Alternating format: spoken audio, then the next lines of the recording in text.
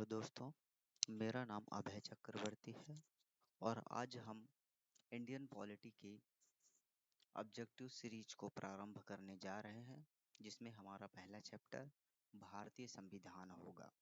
आशा करता हूँ आप लोग अच्छे होंगे। तो आइए हम स्टार्ट करते हैं। ऐतिहासिक पृष्ठभूमि की बात करें तो पहला क्वेश्चन है, शासन की एकात्मक पद्धति का लाभ है। तो शासन की एकात्मक पद्धति का लाभ है, इसमें हम देखते हैं ऑब्जेक्टिव। ऑप्शन एक है अधिक अनुकूलशीलता, ऑप्शन बी है दृढ़ राज्य, ऑप्शन सी है राज्य द्वारा अधिक सहभागिता, ऑप्शन डी है सत्तावाद की कम संभावनाएं। तो इसका आंसर होगा आंसर बी, दृढ़ राज्य। शासन की एकात्मक पद्धति में केंद्र सर्वोपरि होता है। क्वेश्चन दूसरा है कि निम्नलिखित में से किस देश का अलिखित संविधान है। तो ऑप्शन ए है यूएसए, ऑप्शन बी है यूके, ऑप्शन सी है पाकिस्तान, ऑप्शन डी है भारत। तो इसका आंसर हो जाएगा यूके। चूंकि अलिखित संविधान पूछा है तो यूके ब्रिटेन का संविधान जो होता है अलिखित संविधान है, तथा यहाँ संसदीय परंपराओं के आधार पर शासन किया हो जाता है। यूएसए, पाकिस्तान एवं भारत के संविधान लिखित संविधान है। क्वेश्चन नंबर तीसरा, भारत की संविधान सभा किसके कहने पर बनाई गई थी। भारत की संविधान सभा जो है किसके कहने पर बनाई गई थी। तो ऑप्शन ए है वेवेल प्लान, ऑप्शन बी है क्रिप्स मिशन, ऑप्शन सी है ऑगस्ट ऑफर और ऑप्शन डी है कैबिनेट मिशन। तो इसका आंसर हो जाएगा ऑप्शन डी कैबिनेट मिशन। अर्थात भारतीय संविधान का गठन कैबिनेट मिशन योजना के द्वारा सुझाए गए प्रस्तावों के तहत 1946 में जो है क्या है किया गया था, और संविधान सभा का गठन संविधान के निर्माण के लिए किया गया था। क्वेश्चन नंबर 4, भारत की संविधान सभा का अध्यक्ष कौन था। Option A doctor B R Ambedkar, doctor Rajendra Prasad, doctor V N Roy और पंडित जवाहरलाल नेहरू। तो संविधान सभा के अध्यक्ष कौन थे। तो इसका आंसर हो जाएगा ऑप्शन बी डॉक्टर राजेंद्र प्रसाद।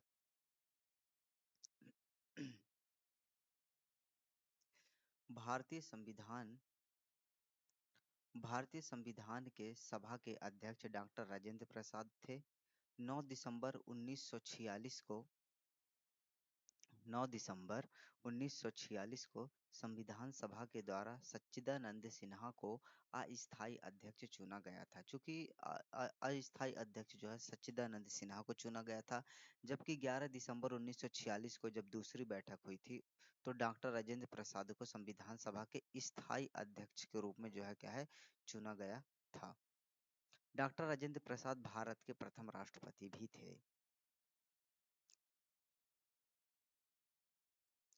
क्वेश्चन नंबर 5, निम्नलिखित में से भारतीय संविधान का अध्यक्ष कौन था। सेम क्वेश्चन आ गया।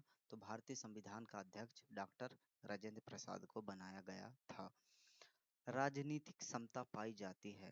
क्वेश्चन नंबर 6 है राजनीतिक समता पाई जाती है। तो ऑप्शन ए विशेष अधिकारों के अभाव में, ऑप्शन बी सार्वभौमिक वयस्क मताधिकार में, ऑप्शन सी धन के समान वितरण में, ऑप्शन डी व्यक्ति की तर्क संगतता बौद्धिकता में। तो इसका आंसर हो जाएगा आंसर बी सार्वभौमिक वयस्क मताधिकार में। चूंकि राजनीतिक समता की बात किया है यहाँ, तो इसका आंसर हो जाएगा सार्वभौमिक वयस्क मताधिकार में। सार्वभौमिक वयस्क मताधिकार की स्थिति में देश के प्रत्येक वयस्क नागरिक जो अपना प्रतिनिधि चुनने हेतु मत देने का अधिकार होता है, जो कि राजनीतिक समता की स्थिति को दर्शाता है। अन्य विकल्प समाचीन नहीं है। इसके बाद आता है क्वेश्चन नंबर 7वां। क्वेश्चन नंबर 7वां की बात करें तो धर्मनिरपेक्ष राज्य किसे कहते हैं। ऑप्शन ए जिसका अपना कोई धर्म ना हो, ऑप्शन बी जो नास्तिक हो, ऑप्शन सी जो धर्म विरोधी हो, ऑप्शन डी जो लोगों की धार्मिक भावनाओं को ध्यान में रखता हो। तो इसका आंसर हो जाएगा आंसर ए जिसका अपना कोई धर्म ना हो वह धर्मनिरपेक्ष राज्य कहलाता है। धर्मनिरपेक्ष राज्य से तात्पर्य है ऐसे राज्य से है जिसका अपना कोई धर्म ना हो, किसी धर्म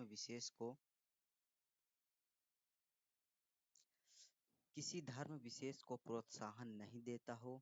भारतीय संविधान की प्रस्तावना में पंथ निरपेक्ष शब्द 42वें संविधान संशोधन 1976 के द्वारा जोड़ा गया है। Question number 8। भारतीय संविधान केवल सरकार के लोकतांत्रिक रूप की कल्पना विचार नहीं करता, बल्कि एक लोकतांत्रिक समाज की भी कल्पना करता है, क्योंकि यह इसकी विचारधारा से ओतप्रोत है। ऑप्शन ए न्याय, स्वतंत्रता, समानता और भाईचारा। तो कौन सा कोड सही उत्तर है? तो एक और दो, मतलब कि न्याय और स्वतंत्रता है। बी ऑप्शन देखेंगे तो दो और तीन, समानता और भाईचारा है।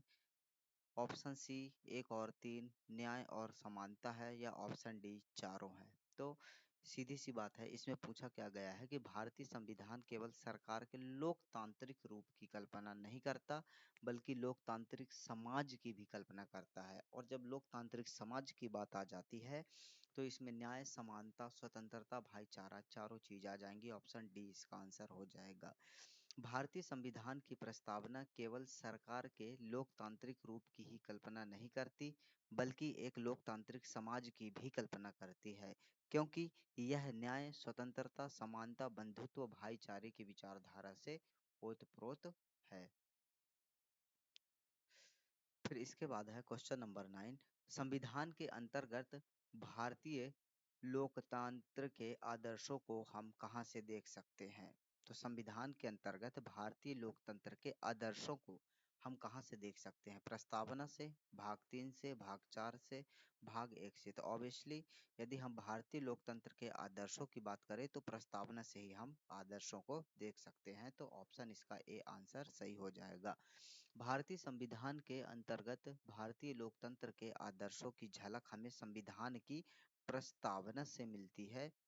प्रस्तावना के माध्यम से भारतीय संविधान का सार, अपेक्षाएं, उद्देश्य, उसका लक्ष्य तथा दर्शन प्रकट होता है। Question number 10। संविधान की प्रस्तावना में भारत को निम्नलिखित में से किस रूप में घोषित किया गया है? तो भारत को किस रूप में घोषित किया गया है? प्रस्तावना में भारत को निम्नलिखित में से किस रूप में घोषित किया गया है? एक प्रभुसत्ता संपन्न लोकतांत्रिक गणराज्य में।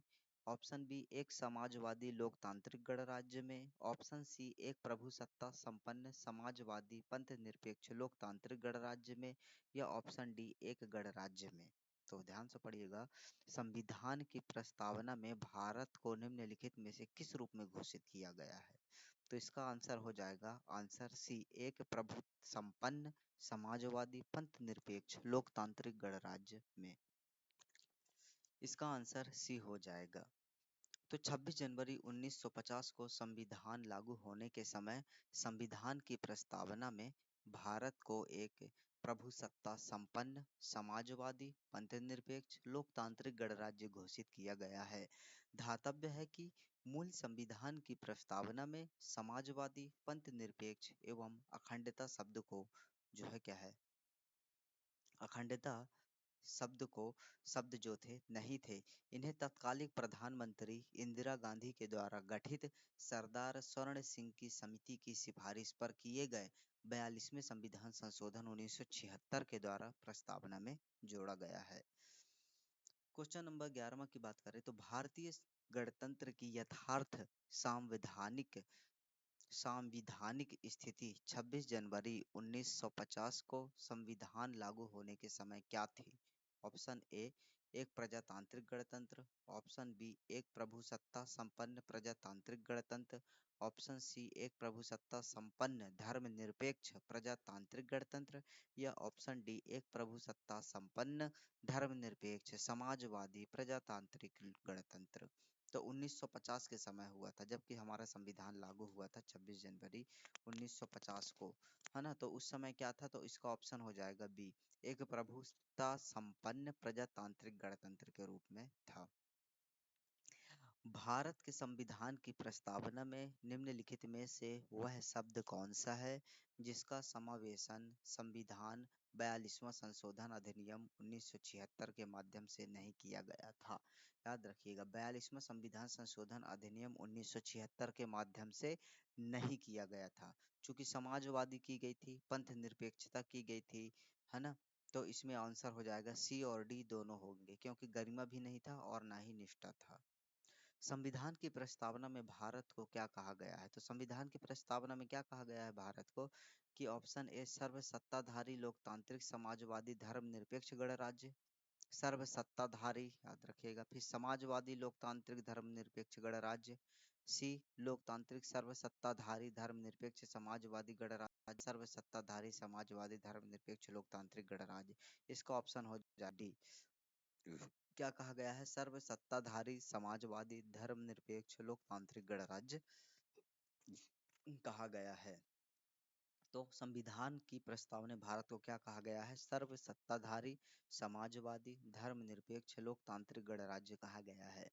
क्वेश्चन नंबर 14 कि संविधान बनाते समय निम्नलिखित में से कौन सा आदर्श प्रस्तावना में शामिल नहीं किया गया था? अर्थात जब संविधान का निर्माण हो रहा था तो शुरुआत में कौन सा आदर्श प्रस्तावना में शामिल नहीं था? क्योंकि स्वतंत्रता शामिल थी, समता और न्याय, और 3 प्रकार के न्याय की भी बात की गई थी, समता की भी बात की गई थी, लेकिन समाजवादी शब्द को 42वां संविधान संविधान संशोधन अधिनियम 1976 के द्वारा जोड़ा गया था। इसलिए इसका ऑप्शन सी हो जाएगा। भारतीय संविधान की प्रस्तावना में निम्नलिखित में से किस अभिव्यक्ति का प्रयोग नहीं किया गया है? तो किस अभिव्यक्ति का प्रयोग नहीं किया गया है प्रस्तावना में? ठीक है, तो सर्व सत्ताधारी लोकतांत्रिक गणराज्य का, समाजवादी का, धर्मनिरपेक्ष का या संघीय का? तो इसका आंसर हो जाएगा संघीय का, क्योंकि इसमें प्रस्तावना की बात किया है। तो प्रस्तावना में सर्व सत्ताधारी लोकतांत्रिक गणराज्य की तो बात की गई है, समाजवादी को भी शामिल कर लिया गया था 42वें संविधान संशोधन, और धर्मनिरपेक्ष की भी बात की गई, लेकिन संघीय की बात नहीं की गई है। तो भारतीय संविधान की प्रस्तावना में संघीय शब्द का प्रयोग नहीं किया गया है, परंतु अनुच्छेद 1 के अंतर्गत भारत को राज्यों का संघ घोषित किया गया है। क्वेश्चन नंबर 16 कि भारतीय संविधान की अब तक भारत के संविधान की उद्देशिका में कितनी बार संशोधन हो चुका है? ऑप्शन एक बार, 2 बार, 3 बार या कभी नहीं? तो इसका आंसर हो जाएगा ए, केवल 1 बार संशोधन हुआ है उद्देशिका में। तो संविधान निर्माण के बाद अब तक संविधान की उद्देशिका में केवल 1 बार संशोधन किया गया है, वर्ष 1976 में 42वां संविधान संशोधन अधिनियम के द्वारा। उद्देशिका में 3 शब्द जोड़े गए थे, समाजवादी, धर्मनिरपेक्ष या पंथ निरपेक्ष तथा अखंडता शब्द को जोड़ा गया है। क्वेश्चन नंबर 17 हमारे संविधान की प्रस्तावना में उल्लिखित नहीं है। तो हमारे संविधान की प्रस्तावना में क्या उल्लिखित नहीं है? क्या न्याय उल्लिखित है, भ्रातृत्व का, प्रतिष्ठा की समानता का या वयस्क मताधिकार? तो वयस्क मताधिकार इसमें उल्लिखित नहीं किया गया है, क्योंकि भ्रातृत्व की बात की गई है, प्रतिष्ठा की समानता की बात की गई है और न्याय की बात की गई है। संविधान की प्रस्तावना में न्याय, भ्रातृत्व एवं प्रतिष्ठा की समानता का तो उल्लेख है, परंतु वयस्क मताधिकार का उल्लेख नहीं है। संविधान के अनुच्छेद 326 में वयस्क मताधिकार के आधार पर लोकसभा और राज्य विधानसभाओं के निर्वाचन का होना उल्लिखित है। क्वेश्चन नंबर 18 संविधान के निर्माताओं के मनोभाव और आदर्श प्रतिबिंबित होते हैं। तो इसका आंसर हो जाएगा उद्देशिका में प्रतिबिंबित होते हैं। ठीक है, इसका आंसर क्या हो जाएगा? उद्देशिका। तो भारतीय संविधान की उद्देशिका में संविधान निर्माताओं के मनोभाव और आदर्श प्रतिबिंबित होते हैं। यदि संविधान के किसी मंतव्य का स्पष्टीकरण नहीं हो पाए तो उद्देशिका निर्णायक भूमिका का निर्वहन करते हुए मार्गदर्शन करती है। इन री बेरुबारी यूनियन 1960 मामले में कहा गया है कि प्रस्तावना संविधान के निर्माताओं के आशय को स्पष्ट करने वाली कुंजी है। किसमें कहा गया है? बेरुबारी यूनियन संघ 1960 के मामले में कहा गया है कि प्रस्तावना संविधान के निर्माताओं के आशय को स्पष्ट करने वाली कुंजी है। क्वेश्चन नंबर 19वां भारत के संविधान में संघीय शब्द का प्रयोग कहाँ पर हुआ है? तो भारत के संविधान में संघीय शब्द का प्रयोग कहाँ हुआ है? तो प्रस्तावना में नहीं हुआ है, भाग 3 में, क्या अनुच्छेद 368 में, या फिर संविधान में? कहीं नहीं। इसका आंसर हो जाएगा डी, संघीय शब्द का प्रयोग कहीं नहीं हुआ है। बल्कि किस शब्द का प्रयोग हुआ है, आइए देखते हैं। भारतीय संविधान में संघ या फेडरेशन शब्द के स्थान पर अनुच्छेद 1 के अंतर्गत राज्यों का संघ मतलब कि यूनियन ऑफ स्टेट शब्द का प्रयोग किया गया है, ना कि संघीय शब्द का प्रयोग किया गया है। इसलिए इसका आंसर हो जाएगा संविधान में कहीं नहीं किया गया है। क्वेश्चन नंबर 20वां, संविधान में संयोजित भारत का वर्णन निम्नलिखित में से किस प्रकार किया गया है? तो भारत का वर्णन किस प्रकार किया गया है? तो एक राज्य संघ के रूप में? नहीं। अर्ध संघीय? नहीं। राज्यों तथा संघ राज्य क्षेत्रों का एक परिसंघ के रूप में किया गया है। इसका आंसर हो जाएगा सी, कि संविधान के अनुच्छेद 1 के अनुसार भारत अर्थात इंडिया राज्यों का संघ होगा। संविधान सभा की प्रारूप समिति के अध्यक्ष डॉक्टर भीमराव अंबेडकर थे। तो उनके अनुसार यद्यपि संविधान की संरचना परिसंघात्मक है, किंतु यह परिसंघ इकाइयों के बीच किसी समझौते का परिणाम नहीं है तथा किसी भी संगठक इकाई को उसके अलग होने का अधिकार भी नहीं है। क्वेश्चन नंबर 21वां, भारतीय संविधान के अनुच्छेद 1 में यह घोषणा की गई है कि इंडिया अर्थात भारत क्या होगा? ऑप्शन ए, राज्यों का संघ होगा, एकात्मक विशिष्टताओं वाला संघीय राज्य होगा, संघीय विशिष्टताओं वाला संघीय राज्य होगा, या संघीय राज्य होगा? तो इसका आंसर हो जाएगा ऑप्शन नंबर ए, राज्यों का संघ। क्वेश्चन नंबर 22वां, संविधान के अनुच्छेद 1 में भारत को क्या कहा गया है? तो संविधान के अनुच्छेद 1 में भारत को क्या कहा गया है? अभी हम पढ़ के आए हैं, राज्यों के संघ के रूप में निर्दिष्ट किया गया है। ऑप्शन नंबर डी इसका आंसर हो जाएगा।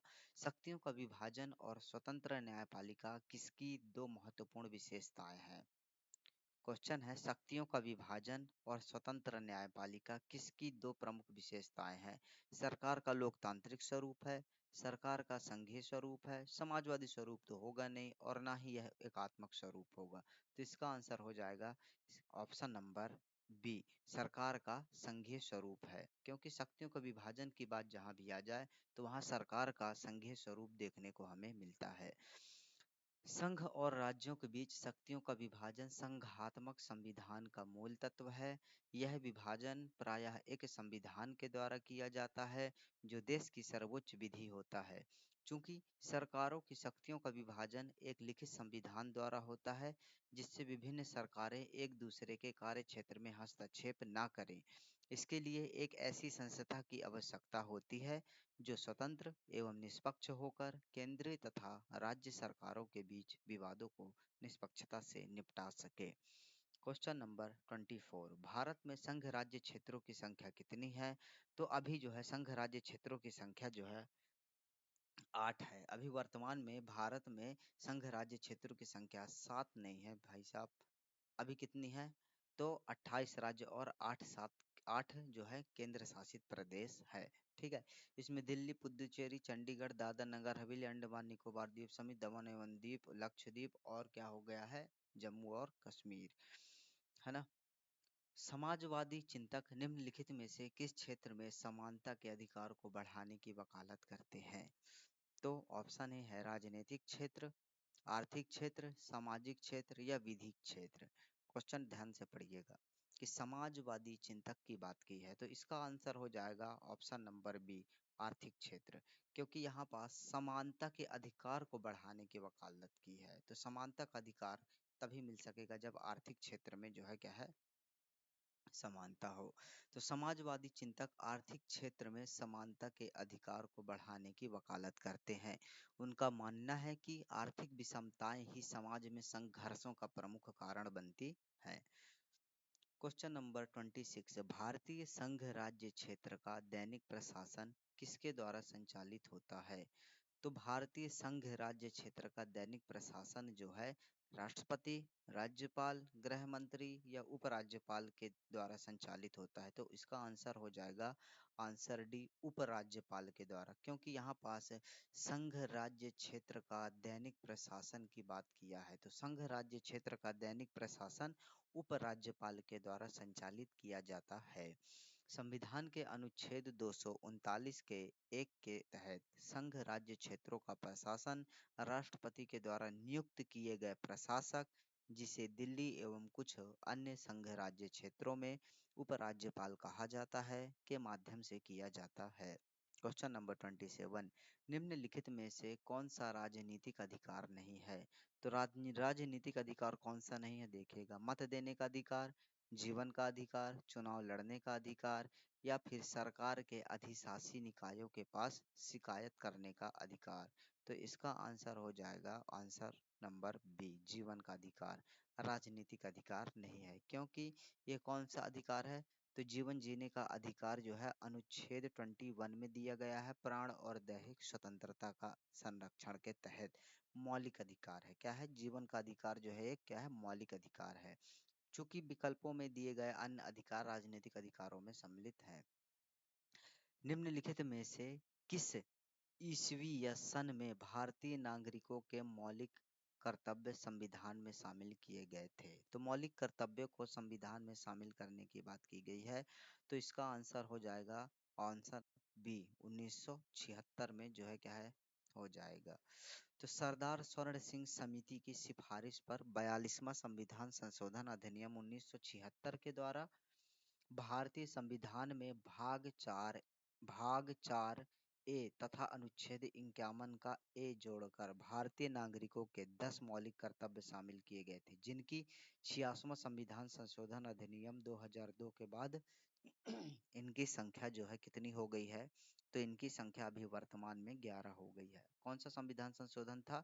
86वां संविधान संशोधन 2002 के द्वारा 11वां जोड़ा गया, और 11वां क्या है? शिक्षा से संबंधित है। ठीक। क्वेश्चन नंबर 29, भारतीय संविधान लागू हुआ था तो 26 जनवरी 1950 को, 26 जनवरी 1952 को, 15 अगस्त 1948 को, या 26 नवंबर 1949 को? याद रखिएगा, संविधान लागू हुआ था। तो संविधान कब लागू हुआ था? ऑप्शन नंबर ए, 26 जनवरी 1950 को जो है क्या है संविधान लागू हो गया था।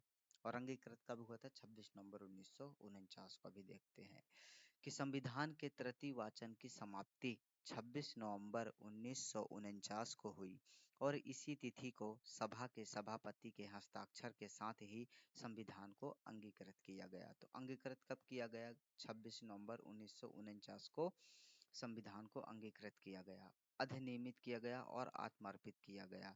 इस तिथि से ही यद्यपि संविधान के नागरिकता, निर्वाचन और अंतरिम संसद से जुड़े उपबंध लागू कर दिए गए, किंतु अंतिम रूप से संविधान 26 जनवरी 1950 को पूर्णतः लागू हुआ था, तथा इसी तिथि को ही उसके प्रारंभ होने की तारीख कहा गया है। भारतीय संविधान कब अपनाया गया? तो आंसर इसका हो जाएगा ऑप्शन नंबर सी, 26 नवंबर 1949 को अपनाया गया। याद रखिएगा, जब लागू करने की डेट कहे तभी 26 जनवरी 1950 को हम टिक करेंगे, अन्यथा इसके अलावा कुछ भी घुमा फिरा के पूछता है तो हम इसका 26 नवंबर 1949 को ही आंसर टिक करेंगे। 31 क्वेश्चन, हमारे सांविधिक इतिहास में 26 नवंबर 1949 एक महत्वपूर्ण दिन है, क्यों? 26 नवंबर 1949 क्या हुआ था इस दिन? 26 नवंबर 1949 को, तो इस दिन क्या हुआ था? ऑप्शन ए, भारत ने इस दिन पूर्ण स्वतंत्रता का शपथ ली थी, इस दिन संविधान अंगीकार किया गया था, इस दिन भारत गणतंत्र बना था, इस दिन संविधान में पहला संशोधन पारित किया गया था। तो इसका आंसर क्या हो जाएगा? ऑप्शन नंबर बी, इस दिन संविधान अंगीकार किया गया था। क्वेश्चन नंबर 32, समग्र रूप से भारतीय संविधान लागू हुआ था। तो समग्र रूप से भारतीय संविधान कब लागू हुआ था? 26 जनवरी 1950 को जो है क्या है लागू हुआ था। यद्यपि भारतीय संविधान के 26 नवंबर 1949 को अंगीकृत होने के साथ ही कतिपय उपबंध, नागरिकता आदि कुल 15 अनुच्छेद प्रवर्तित हो गए थे, परंतु समग्र रूप से भारतीय संविधान 26 जनवरी 1950 को लागू हुआ था। क्वेश्चन नंबर 33, संविधान का प्रारूपण पूरा हुआ था। तो प्रारूपण की बात करें तो संविधान का प्रारूपण कब हुआ था? तो 26 नवंबर 1949 को। मैंने कहा है क्वेश्चन किसी भी तरह से घुमा के पूछ सकता है। यदि लागू होने की बात करें तभी 26 जनवरी 1950 को हम टिक करेंगे, अथवा इस तरह किसी भी पूछता है कि प्रारूपण कब हुआ, ये कब हुआ, वो कब हुआ, तो 26 नवंबर 1949 मतलब उसके अंगीकार होने की तिथि को पूछ रहा है। तो 26 नवंबर 1949 को संविधान द्वारा संविधान को अंगीकृत, अधिनियमित और आत्मार्पित किए जाने के साथ ही संविधान का प्रारूपण पूरा हुआ था। जनमत संग्रह तथा उपक्रमण कराया जाता है। तो जनमत संग्रह तथा उपक्रमण कराया जाता है ग्रेट ब्रिटेन में, भारत में, अमेरिका में या स्विट्जरलैंड में। तो इसका आंसर हो जाएगा आंसर डी, स्विट्जरलैंड में। जनमत संग्रह तथा उपक्रमण कहाँ कराया जाता है? स्विट्जरलैंड में। जनमत संग्रह तथा उपक्रमण की प्रक्रिया स्विट्जरलैंड में कराई जाती है। भारत में वैध प्रभुसत्ता निहित है। तो भारत में वैध प्रभुसत्ता निहित है राष्ट्रपति में, न्यायपालिका में, मंत्रिमंडल में या संविधान में। तो इसका आंसर हो जाएगा ऑप्शन नंबर डी, संविधान में। तो भारत में वैध प्रभुसत्ता कहाँ निहित है? संविधान में निहित है। भारत में वैध प्रभुसत्ता भारत के लोगों एवं भारतीय संविधान में निहित है, जैसे कि संविधान की प्रस्तावना से स्पष्ट है कि हम भारत के लोग। क्वेश्चन नंबर 36, यूएसए में राष्ट्रपति के द्वारा की गई सभी नियुक्तियां तथा उसके द्वारा हस्ताक्षरित सभी संधियों का अनुसमर्थन वहां की सीनेट के द्वारा किया जाना चाहिए। इससे निम्नलिखित में से क्या निर्दिष्ट होता है? तो शक्ति पृथक्करण का सिद्धांत, नियंत्रण और संतुलन का सिद्धांत, विधि की उचित प्रक्रिया या विधि का नियम।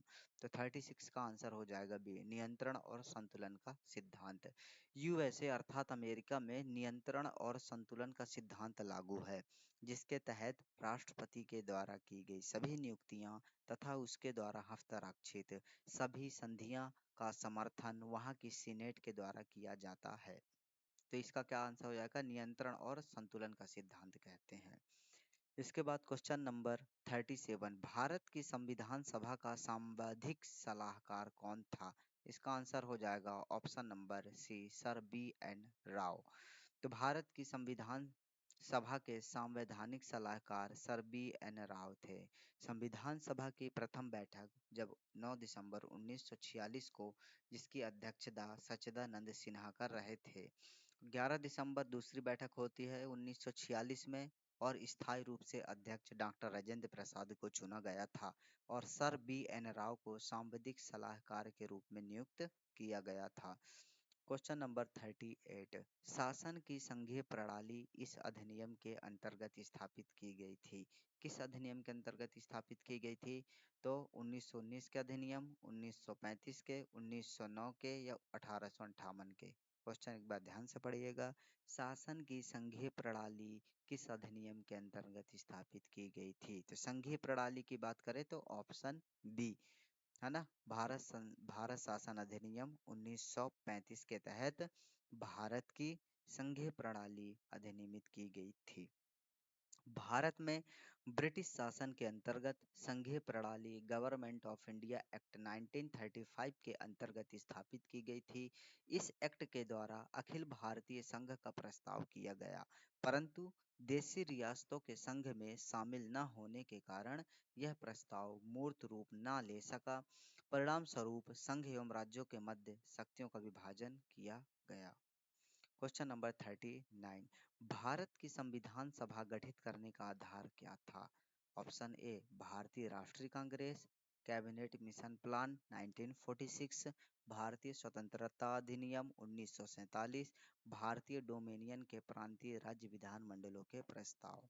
तो इसका आंसर क्या हो जाएगा? इसका आंसर हो जाएगा option B, cabinet mission plan 1946। Bharat की संविधान सभा कैबिनेट मिशन प्लान 1946 के आधार पर गठित की गई थी। इसके तहत संविधान सभा में प्रत्येक प्रांत के द्वारा भेजे जाने वाले सदस्यों की संख्या का निर्धारण प्रांत की जनसंख्या के आधार पर किया गया था, तथा प्रत्येक 10 लाख की जनसंख्या पर एक सदस्य का निर्वाचन किया गया था। जुलाई 1946 में संविधान सभा का चुनाव हुआ था तथा 9 दिसंबर 1946 को इसकी प्रथम बैठक हुई थी। क्वेश्चन नंबर 40, भारतीय संविधान की रचना में निम्नलिखित में से किसने सर्वाधिक गंभीर प्रभाव छोड़ा है? तो सर्वाधिक गंभीर प्रभाव किसने छोड़ा है? ब्रिटिश संविधान ने, संयुक्त राज्य अमेरिका के संविधान ने, आयरलैंड का संविधान या भारत सरकार अधिनियम 1935? तो इसका आंसर हो जाएगा ऑप्शन नंबर डी, भारत सरकार अधिनियम 1935। भारतीय संविधान के कतिपय प्रावधान यद्यपि ब्रिटेन, अमेरिका, आयरलैंड तथा अन्य देशों के संविधानों से प्रेरित हैं, तथापि इसकी रचना मूलतः भारत सरकार अधिनियम 1935 पर ही आधारित है। 41 क्वेश्चन, भारतीय संविधान सभा की संघीय शक्ति समिति के अध्यक्ष कौन थे? तो संघीय शक्ति समिति के अध्यक्ष कौन थे? Option A Sardar Vallabh Bhai Patel, doctor B R Ambedkar, sir Alladi Krishnaswami Ayyar या पंडित जवाहरलाल नेहरू। तो इसका आंसर हो जाएगा ऑप्शन डी, पंडित जवाहरलाल नेहरू। भारतीय संविधान की संघीय शक्ति समिति के अध्यक्ष पंडित जवाहरलाल नेहरू थे। वे संविधान सभा की संघीय संविधान संबंधी समिति तथा राज्य समिति के अध्यक्ष भी थे। निम्नलिखित में से किस देश में लोग संविधान का संशोधन करने में भाग लेते हैं? फ्रांस में, इंग्लैंड में, स्विट्जरलैंड में या यूएसए में? तो इसका आंसर हो जाएगा ऑप्शन नंबर सी। तो स्विट्जरलैंड में संविधान में संशोधन जनमत संग्रह के माध्यम से होता है, जिसमें वहां के नागरिक भाग लेते हैं। क्वेश्चन नंबर 43, स्वतंत्रता प्राप्ति के बाद भारत सरकार ने निजाम के हैदराबाद राज्य को निम्नलिखित में से किस कार्यवाही के द्वारा अधिकार में लिया था? तो हैदराबाद को किस कार्यवाही के द्वारा लिया गया था? पुलिस कार्यवाही, सैनिक कार्यवाही, अनुनय के द्वारा या बातचीत के द्वारा? तो इसका आंसर हो जाएगा ऑप्शन नंबर बी, हैदराबाद को जो है सैनिक कार्यवाही के द्वारा लिया गया था। तो स्वतंत्रता प्राप्ति के बाद भारत सरकार के द्वारा निजाम के हैदराबाद राज्य का सैन्य कार्यवाही एवं स्थानीय जन समर्थन के आधार पर नवंबर 1948 में भारत संघ में विलय किया गया था। क्वेश्चन नंबर 44, निम्नलिखित में से किस देश का सबसे बड़ा कानून कौन सा है? निम्नलिखित में से देश का सबसे बड़ा कानून कौन सा है? भारतीय दंड संहिता, भारतीय संविधान, सिविल प्रक्रिया संहिता या आपराधिक प्रक्रिया संहिता? इसका आंसर हो जाएगा बी, भारतीय संविधान। देश का सबसे बड़ा कानून भारतीय संविधान ही है तथा इसके ऊपर कुछ भी नहीं है। किसी भी विधि, नियम या विधायन के संविधान विरुद्ध होने पर सर्वोच्च न्यायालय के द्वारा उसे शून्य घोषित किया जा सकता है। क्वेश्चन नंबर 45, मंत्रिमंडल पद्धति तथा सामूहिक जिम्मेदारी निम्नलिखित में से किस देश की देन है? क्या मंत्रिमंडल पद्धति तथा सामूहिक जिम्मेदारी निम्नलिखित में से किस देश से लिया गया है? आयरलैंड से, यूनाइटेड स्टेट्स से, भारत से या ब्रिटेन से? तो इसका आंसर हो जाएगा ऑप्शन नंबर डी, ब्रिटेन से। भारतीय संविधान में मंत्रिमंडलीय शासन पद्धति तथा लोकसभा एवं विधानसभा के प्रति मंत्रिमंडल का सामूहिक उत्तरदायित्व ब्रिटेन की शासन प्रणाली से लिए गए हैं।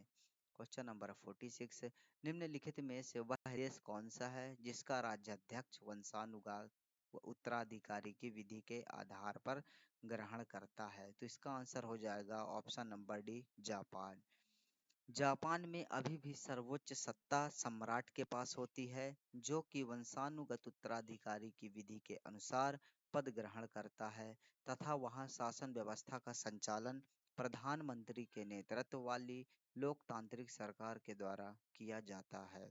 क्वेश्चन नंबर 47, भारत में राजनीतिक शक्ति का स्रोत क्या है? तो हम भारत के लोग अर्थात जनता, सबको पता है। 47 के, भारत का लिखित संविधान, भारत एक लिखित संविधान वाला प्रजातांत्रिक देश है। भारतीय संविधान की प्रस्तावना में इसे हम भारत के लोग अर्थात भारत की जनता के द्वारा स्वयं के लिए लागू बताया गया है। अतः भारत में राजनीतिक शक्ति का स्रोत हम लोग अर्थात भारत की जनता ही है। क्वेश्चन नंबर 48, भारत का संविधान अपना प्राधिकार किससे प्राप्त करता है? तो भारत का संविधान अपना प्राधिकार किससे प्राप्त करता है?